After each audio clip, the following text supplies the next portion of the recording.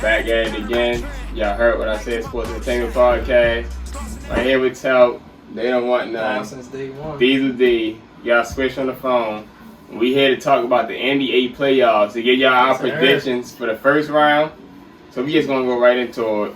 We got the one matchup. Phoenix Suns against the HD New Orleans Pelicans.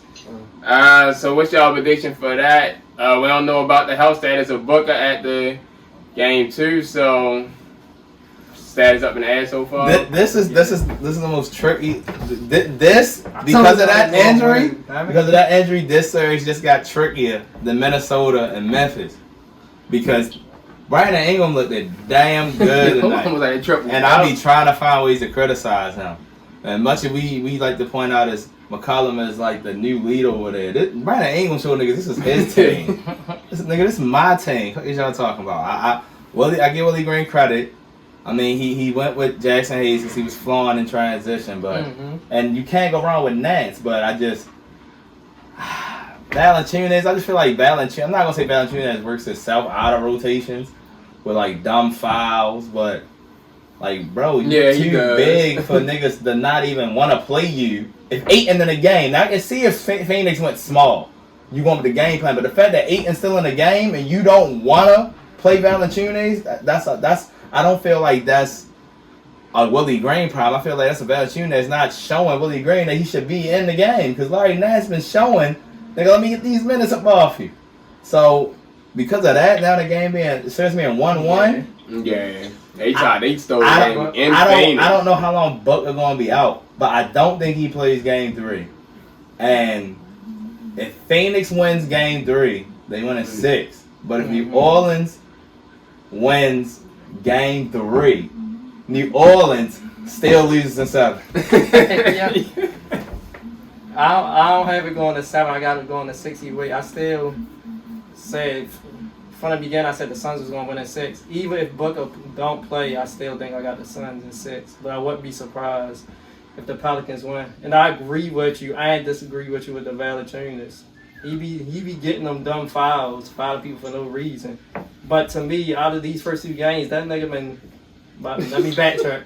Valanciunas been dominating Ayton. Ayton haven't been able to do nothing. You mean on the boards? Yes, on the boards. He haven't been dominating them all. That's the thing. And he's been dominating them so strong. much. You gotta find a way to keep him in the game because that would discourage Ayton from being in the paint, offense or defense, because that's gonna fuck up his mental. Damn, this nigga Valanciunas fucking me up. When he see Nance, he like, man, CPT do that. Ooh. I get what you're saying there. Yeah, but look, I was mad about it at first, but the trade actually looked like it was probably the best trade of all season other than the Rose. But why were you mad about it? Neither team is your team. Because I like Valanciunas and they keep shutting on the difference. And before Ja broke out. No, y'all do y'all pick Valanciunas is another nice double season. So. Alright.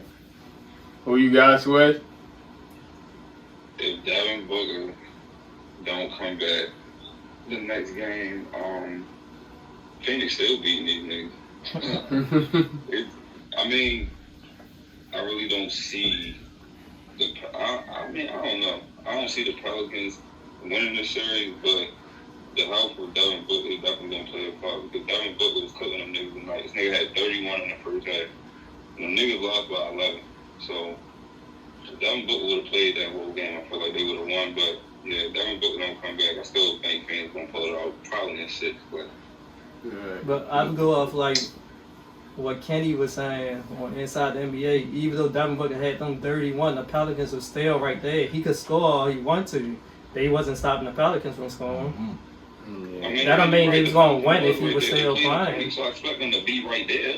I think when he went out the game, they was already losing before he got injured. Yeah, but I just agree with Reggie. Reggie say some good shit when it's down the stretch. Sometimes you could take it from a veteran Hall of Fame and like Chris Paul can lead them. They still had the players to get it done. Yeah. But like it's different when you got when you got your whole crew together. Like that's a lot more talent that has to be paid attention to. Like they was able to sometimes be ready to double team CP3. They was ready to switch on certain screens when CP3 was trying to get mismatches, and that helps when the only other niggas you got on the side is Cam Johnson, Jay Crowder, and Mikal Bridges. I'm not too much worried about their penetration or their shot as I would be a Devin Booker's. Mm-hmm. So that helped them, I think, feel like in their confidence in the fourth quarter to close it down. Yeah. Now, if Booker don't, about no damn Jay Crowder, that nigga had 3 points in the first quarter on the bench for 5. He still had more than he had more than he had in game one. In that first minute. It would be different if Booker don't play. Now the Suns actually would be ready to play a whole game without him, but they play different without him, so they should be fine. Yeah, I think it is going to hurt, like y'all said, because you got that other star on your team that could get you a bucket at any time. And also on the Pelicans, you see how good Brandon Ingram and McCollum has been playing in their run to the playoffs. And look what Brandon Ingram just did, and that's 2 people who would get you buckets any time with them. And you got their rookies playing real solid. Like you said, Valanciunas has been playing good. On the other hand, Mikal Bridges always going to do his thing. You got CP3, of course. You got to see Ayton going to have to play better, though. Yeah, Ayton got to step it up, but on the other hand, I'm still saying Suns in 6 because of how good the Suns play on the road. Like, we vouch for you to get this contract, bro, but 10-9 ain't going to don't make me want to give you $160 million, bro. We need 2010 Ayton to give you a max contract. Yeah. Like you said, at the same time, the reason why this was such a good damn playoff game was because not just of the players, because of the coaching. When Devin Booker went out that game, what did Monty Williams do the first second he got? He adjusted, and these niggas took the lead and had that crowd hyping the fourth. Mm-hmm. And then what did Willie Green do? Ain't gonna get your asses back in there and take back this game. They both adapted to each other's game plan in the fourth quarter. And it just came down to who wanted it more. And Ingram was on fire. That was the difference. Because Chris Paul could have caught fire like he did game one. Offense, but this time it was Brandon Ingram's time to caught fire. And Ayton is in that position that he on a team that different people could do stuff. So he not really gonna be able to probably dominate like people want him to. You see, but Bridges and that's where as an offensive player driving to the basket and stuff. Yeah, but that's where I kind of agree with the big fellas like Shaq and Chuck. Chris Paul, as you saying, 18 points in the fourth quarter, game one. He can get started any time. Devin Booker just gave niggas 31 and a half. He can get started any time. Go to Ayton early. Let him get established. Let him get his confidence. Let him get 10.7 rebounds in the first quarter. That way, at the end of the game, when he only got 16 and 10, he gave you what you needed because you went to him early, because he's not going to be your closer down the stretch if ain't nobody hurt. And guess what? I'm about to pull a vintage dime real quick. Remember in the finals last year how good Ayton was against the Bucks in those games? Because they was going to him early and getting him involved. That's because it's a good matchup for him. But they still were going to him. What you mean? But at the same time, I'm not going to say... So what's the difference between Brook and Valanciunas? Yeah, I'm not going to say... Valanciunas don't play no damn defense. Brook is not Valanciunas. All Valanciunas do is scream. And all Valanciunas do is say, aight! They got a different body type and they play different. Yeah, I was about to say Valanciunas is bigger, but at the same time, that shouldn't diminish your confidence. Brook could get blocks and stuff, but Brook is slow. He's too slow. So Valanciunas ain't slow? No, Valanciunas is not slow. Valanciunas move slow as a bit. That slow ass pump fake. That's his offensive move. Like his stamina and stuff, running and stuff, he's not slow. Brook ass is slow. I just feel like this was a game where I didn't get a real contribution from JaVale McGee or Ayton. You definitely did. Like, they got dominated by Herb Joneses and Brian Ingram. Jackson Hayes and Larry Nassus. Yeah, I don't know what's up with that. Well, that's going to be interesting rest of the series to see how that's going to play out. They might bring it in. You took the best punch. It's a 10-point game going in the fourth quarter. Okay? Get your freaking heads up. This is what we live for. This is what we worked hard for. Okay? We ain't giving it up. We are not freaking giving this up. You gotta freaking fight. You gotta fight.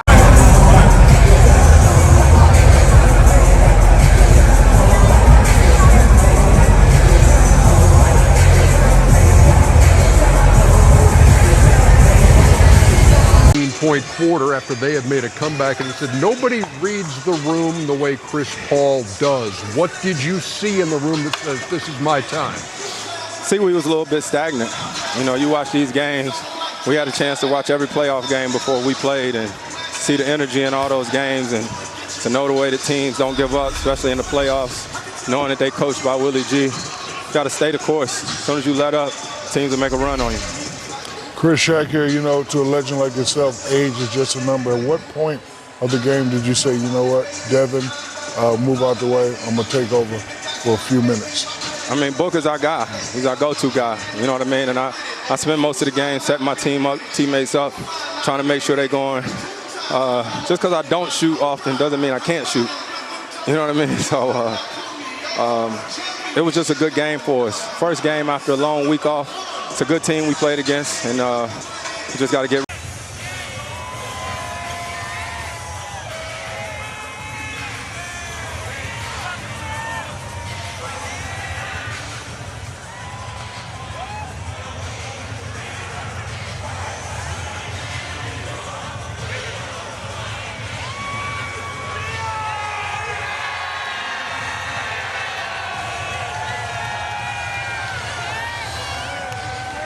Picked up his third. No, he's not. He is not going to go anywhere.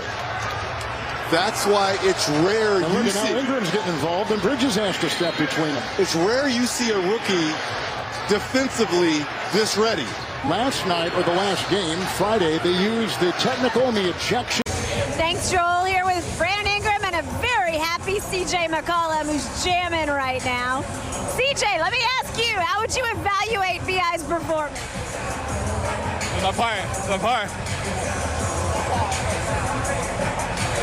B.I., you were on fire from the very beginning. What was the difference in the fourth quarter, if you can concentrate at all? Oh, my God. And how? So let's go to the 2-7 matchup with the Grizzlies and Timberwolves.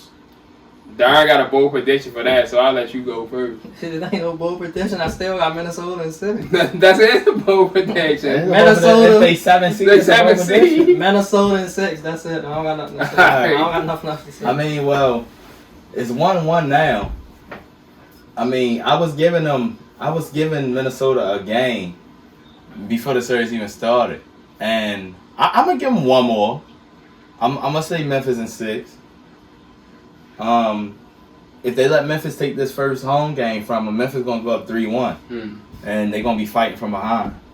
But I mean, this is one of the only series I won't be surprised if Minnesota pull it out. But the intensity not there, like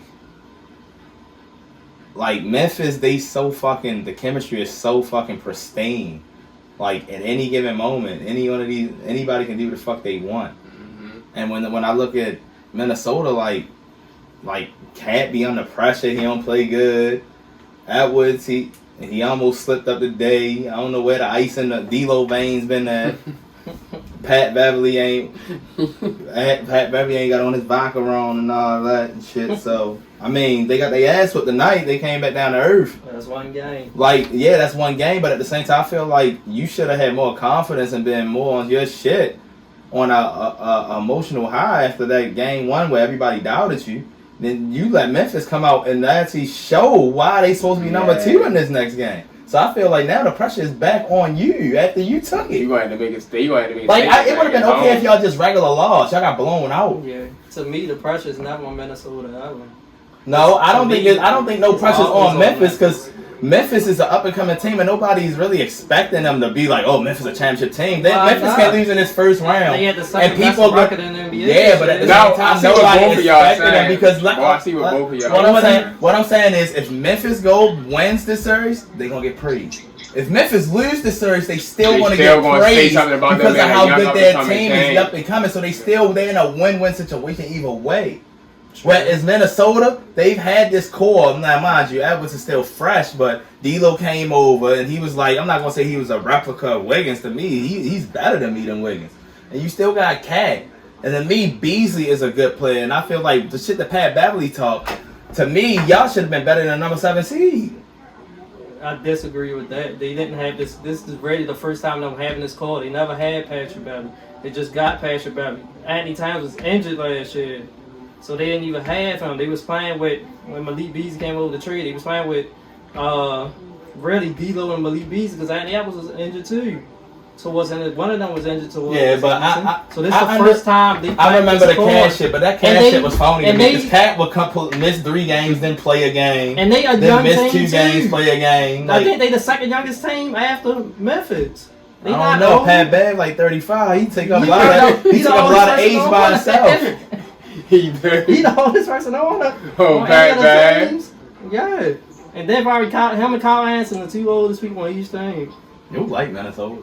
If you're a fan, just say you're a fan, now. Oh, he's like Minnesota. No, he don't like Minnesota. He like Malik Beasley. It's like a lot of fandom over there. But Darn was praising me for the season started. Say he thought he was going to be a playoff team. Alright, you got it now. You got them. Spudge, who you got? I got Memphis in 5 or 6 because I hate the shit out of Patrick Beverly. They won it. Yo, they won the regular seat. They won the play-in Super Bowl championship. He did. Yo, Billy's out there stood up on the table. You know, Jersey in the audience. Yo, we about to lose in the first round. It's like, according to Darren, they about to lose in the second round. You don't know what Anthony Edwards you're going to get. You don't know if you're going to get 20-point Anthony Edwards. You don't know if you're going to get 8.1 rebounds, 2 assists Anthony Edwards. And John Morant took the first game personal. Because that was a game when they was up there hitting the gritty and all that shit, signing basketball. He was. He had posted something on IG and it was Jordan holding the back. And that's what I'm saying. If you doing all that shit, why you letting these niggas come out there and blow you out the next game? And I'm supposed to take y'all niggas serious for game 3 because y'all home? It's a number 2 and 17 for a reason. I got Memphis in 6. I like how the Timberwolves played the first game. But like you said, game 2 they came out and got blown out. But I think them being at home will give them some juice. Yeah. But on the other hand, Memphis has way more chemistry than Minnesota. And how well they played this season. True. They're gritty, like the statement, gritty offense and defense. And they just play hard. And I just say I'm coming out on top. Ja trying to make that next step. I ain't really got nothing to criticize on the Grizzlies, but Timberwolves, like, I don't need any particular person to really ball out, but I need all of them to be consistent. I need 20 for D'Lo. I need 20 from Edwards. I need 25 you need y'all 30. Big 3 to all get 20. I can't have 2 of y'all doing good and then the third person got 9 points. That's the thing. If Cat and D'Lo more consistent, because Andy Edwards still a young up-and-coming player, but they've been in the league long enough for them to be more consistent. That's what they need to be more consistent. Yeah. For them to have a chance to win the but series. they also say you're supposed to walk it like you talk it. I don't want to hear that young shit. Yeah. You said when it matters, you step up. So you step up, my nigga. You said this. Nobody said it for you. You made it head. Now you got to show why you had. And reminder, they split the season series too. And look, I told you, Coach wasn't going to switch up. His rotation, that man even got Xavier Tillman in there playing minutes. Xavier Tillman ain't played game 1? Stephen Adams played 3 minutes. Was playing less minutes. Stephen Adams got 2 fouls and never came in the game. You're not going to switch up like them. So now I got to look what... Like the old coach. I got to look and see what FanDuel Sportsbook got Stephen Adams shit so I can do all the unders. Short your rotation playing only 8 or 9 people. That man is playing his whole team. Basically. That's why I ain't got nothing to critique. Yeah. You came out with a blowout with extra niggas that didn't play the first loss. And say, man, let me show this nigga I'm not playing with I him. ain't even hear him mention the D'Anthony Mountain in that game. Shit, he had a nice clutch 3. Every time he on the bench going good, even like Tyus only played like 3 minutes first game. He got in. These two, they've been laughing and joking all game. Look, there's a minute to go in the game, guys. There's a minute to go. It's like they knew you were just telling the story. I know. Look, guys, we got a minute to go. We can't. God, there's game going on. No smoke, right? We ain't ducking no smoke. Memphis. See, everybody stay on that side when they switched up. You switched up, stay on that side, man. Number Memphis over here. Memphis, yeah, you know what happened after every dunk. Some 1-2 on that. Big Memphis. I'm here with the 2 fighters of the 2 stars out there, Karl Anthony Towns Sr., T. Morant. Listen, brothers, I've been hearing y'all jawing back and forth. Are you a little nervous right now? Because Memphis right now... About what? The last time they had a lead, I seen people leaving 5 minutes early. I don't know, and the game wasn't even over yet. Like them young people say, that's all cap. That's all cap. He lying. What's what makes it bad? They get a little lead, now they want to talk. Halftime they be like, uh-oh, we scoring now. Oh, hey, we ain't had no lead. Hey, look at this. We ain't ducking no smoke. We gave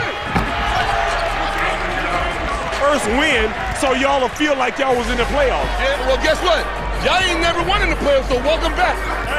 Hey, 4. What? 4 what? Yeah. Getting y'all out of here. Yeah, guess what? You know what this means? You got to catch up to our 1. You're 1 behind. No, we tied. I think he's going to beat about 17. It's 44-38 right now. Timberwolves are up. I got to ask you.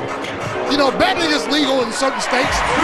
Is there a little friendly wager going on? No. Hey, correct that. Correct the score. Look at the other son's jersey. Don't worry, he already wear baggy clothes. He'll be fine. Hey, no, don't worry about it. He gonna catch hell putting on my son jersey. Yeah, well, guess what? They always said this too. A big person is always the better on the inside. You know who said that? See, this is what we've been getting here on the sideline. It's entertainment off the court, entertainment on the court.